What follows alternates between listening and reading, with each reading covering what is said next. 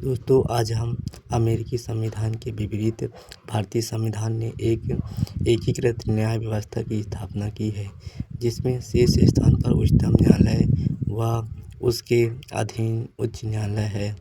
एक उच्च न्यायालय के अधीन और राज्य स्तर के नीचे अधीनस्थ न्यायालय की श्रेणियां हैं, जो जिला न्यायालय एवं अन्य अधीनस्थ न्यायालय की एक एकल व्यवस्था भारत सरकार अधिनियम 1935 से ग्रहण की गई थी। यह केंद्रीय एवं राज्य विधियों को लागू करती है। दूसरी ओर अमेरिका में न्यायालय की द्वैध व्यवस्था है, एक केंद्र के लिए दूसरा राज्यों के लिए। संघीय कानून को संघ न्याय क्षेत्र एवं राज्य कानून को राज्य न्याय क्षेत्र द्वारा लागू किया जाता है। यद्यपि भारत भी अमेरिकी तरह संघीय देश है, लेकिन भारत में एकीकृत न्यायपालिका और मूल विधि व न्याय की एक प्रणाली है।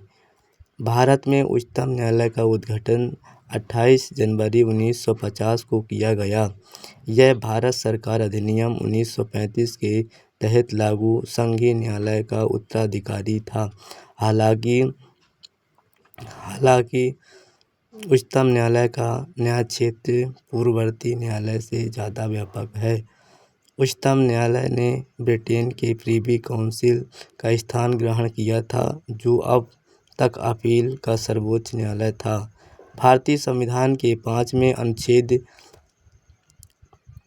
124 से 147 तक उच्चतम न्यायालय के गठन, स्वतंत्रता, न्याय क्षेत्र, शक्तियाँ, प्रक्रिया आदि का उल्लेख है। संसद में उनके विनिमय के लिए अधिकृत संरचना और नियुक्ति।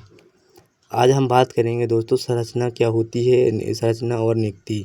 तो इस उच्च न्यायालय में 34 न्यायाधीश, एक मुख्य न्यायाधीश एवं 33 अन्य न्यायाधीश होते हैं। ठीक ना। 2019 में केंद्र सरकार ने उच्चतम न्यायालय के कुल न्यायाधीश की संख्या 31 से बढ़ाकर 34 कर दी गई थी, जिसमें से मुख्य न्यायाधीश भी शामिल थे। और यह उच्चतम न्यायालय न्यायाधीशों की संख्या संशोधन अधिनियम 2019 के अंतर्गत की गई है। मूलतः उच्चतम न्यायालय अधीनस्थों की संख्या 8 है, निश्चित की गई थी, जिसमें 1956 में संसद ने अन्य न्यायाधीशों की संख्या 10 निश्चित की गई थी।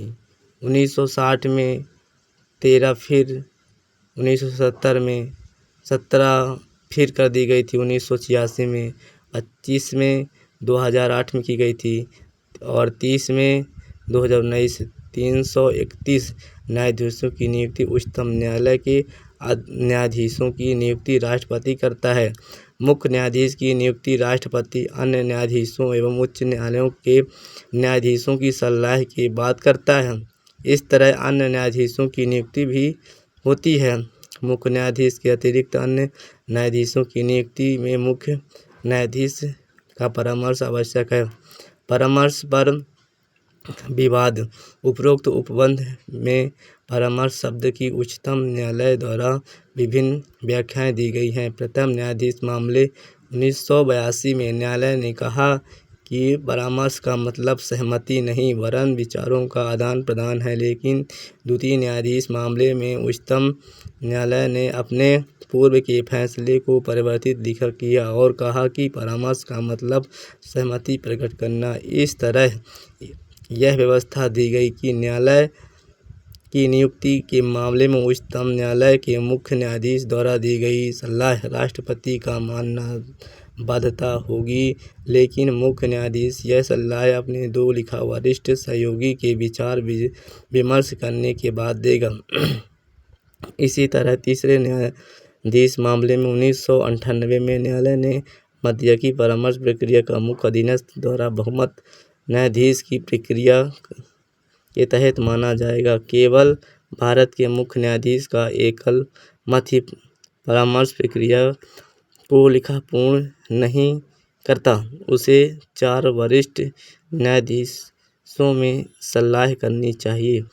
इनमें से अगर दो का मत भी पक्ष में नहीं है तो वह नियुक्ति के लिए सिफारिश नहीं भेज सकता। न्यायालय ने व्यवस्था दी कि बिना अन्य न्यायाधीशों की सलाह के भेज दी गई।